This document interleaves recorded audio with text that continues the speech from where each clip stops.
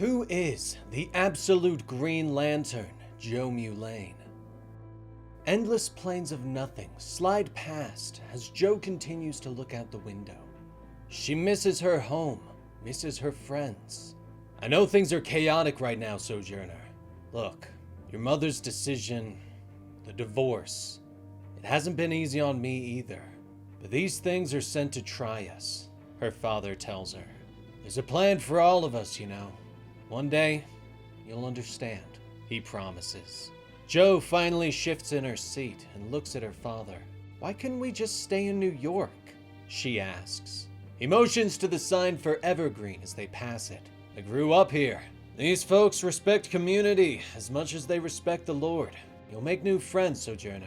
I promise, he tells her. Some time passes. Sojourner's father looks up from the paper at breakfast. You know, I don't like some of those new friends of yours. That Harold, he just does what he wants. That boy has no willpower, no restraint. You need restraint in this world, he tells her. He's gonna be a pilot, maybe a cop. He told me, she says through bites of cereal. Thomas shakes his head. Ask him again tomorrow. Still, a police officer. That's something of merit at least, he mumbles. More time passes. Jo shakes the hand of the police chief as he welcomes her to the department. Jo is all smiles as she is introduced to everyone. Deputy Mark Shaw, Deputy Guy Gardner, and Deputy Renee Montoya. You'll want to keep a close eye on her. She's our great detective, among other things which we will not, in the interests of delicacy, mention, the chief says with a knowing smile. Classy, Bill. It's good to meet you, Jo, Renee says as she reaches out to shake the young woman's hand. Jo settles into the job, and before long, they are saying goodbye to a coworker who has taken a job in the private sector with Hammond Consulting.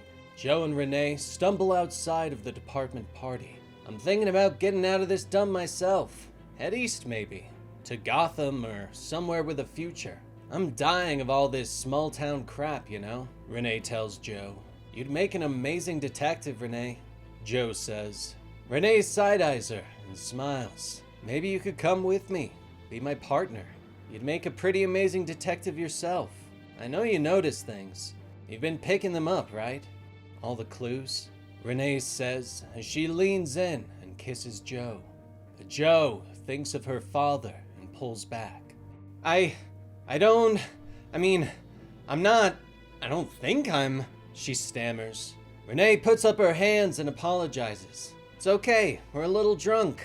Guess I'm not the detective I thought I was, she says as she turns and walks away. It's not you, Jo whispers to herself.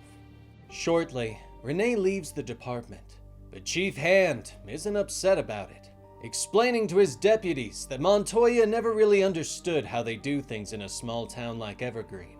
Chief Hand was known to go around town, collecting extra pay from everyone for all of the services he provided. Only one man refused to pay, John Stewart, and he was put in jail for his refusal. Drunk and disorderly, plus resisting arrest, Chief Hand explains to his deputy. But Jo knows the truth. She's seen what's happening in Evergreen. Chief, Stewart's as sober as a judge. He gave me a whole lecture on the origins of due process. You can't just throw him in a cell for no reason, she explains, looking to Guy for support. But Guy just keeps typing up his report. Leave me out of this, he tells her. Hand just smiles and continues to read his TV guide. I like you, Jo. Your grandfather was a pillar of the community. We respected him. He knew how things worked, Hand tells her. But the smile falls away from his face as he looks up. So let's keep things respectful. You respect the chain of command. I'll respect you. You could have a bright future here, he tells her. Jo stares at him for a moment. I quit, she snaps. Her father doesn't understand, doesn't believe the things she's telling him, thinks she must be misunderstanding the situation. Jo has had enough, and Hal tells her to follow her dreams. Just go, Jo. Get out of here and don't look back. I swear, I'll be right behind you, he tells her. And so she does, heading to Coast City. She settles into the life of Coast City and comes to understand more about herself, who she truly is. One night, she goes to a club where she meets Cam. New in town? The pretty blonde asks as she sits at the bar. Yeah, plus it's my first time in, a bar like this. We didn't have anything like this where I'm from. There were queer people, but nobody said the word. Sorry, I'm rambling, Jo says as she continues to drink. Cam smiles at her. No, it's cute, she says. And the two talk the night away. The rest of the club, the dancing and music, falling away. Eventually, they head to Cam's house, and Jo learns more about herself. The two become intimate, closer, and Cam finally reveals what she does for a living. DEO, Department of Extranormal Operations. Kind of a subsection of the NSA. We process the weird stuff. You ever see that old X-Files show? She asks over coffee one day. The truth is out there, but about 99% of it is paperwork in a beige office. The other 1% though, I love my job, Cam tells her with a smile. The two begin a relationship together, but Cam is constantly pulled away for work. She's late to movies, concerts, dinners. Jo tries to not let it bother her, but she begins to feel like second place to Cam's job.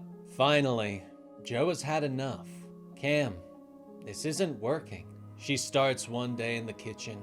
But it feels like you're putting me second, she continues. Cam reaches into her suit jacket pocket and pulls out a ring. Will you marry me? She asks with a smile. Jo looks at her in shock. Too fast? Cam asks when Jo doesn't answer. But Jo is thinking about her father, about how he always told her that you need restraint in this world. No, I like fast, Jo says quietly. The wedding happens quickly. But it doesn't change anything. Now, instead of waiting for her girlfriend and losing her to work, Jo is waiting on her wife and losing her to work. One day, she's walking down the street when someone calls out her name. Jo looks up to see Renee Montoya walking towards her. The two quickly catch up over coffee. Renee explains that she works as a detective in the cold case division of Coast City. It's not perfect, but it's not Evergreen, she says. She motions to the wedding ring on Jo's finger. Who's the lucky guy? She asks. Jo blushes and looks away. Cameron. Her name's Cameron, she says. Renee smiles. See? I knew I was a good detective, she says softly. Time continues on, and Jo still feels distant from her wife. She can't help herself when Renee reaches out. The two start to get drinks together, and it evolves into something more. A one-night stand becomes more and more frequent. But Jo starts to feel guilty. Finally, she rolls away from Renee in bed. I can't keep doing this, she sighs. Renee nods. So stop. Or stop feeling guilty all the time. Look, Jo, we're having fun, but, Renee says. Jo looks at her in shock. Fun? That's all this is for you? Fun? Jo frustratedly asks her. Don't snap at me. I've never told you anything but the truth, Jo. You're the one who's doing all the lying, Renee tells her. The next day, Jo tells Cam the truth. Cam stares at her in shock. Why would you tell me that? Why is it my turn to hate you now? Why not just let me keep thinking you love me? Cam asks her, pulling off her wedding ring.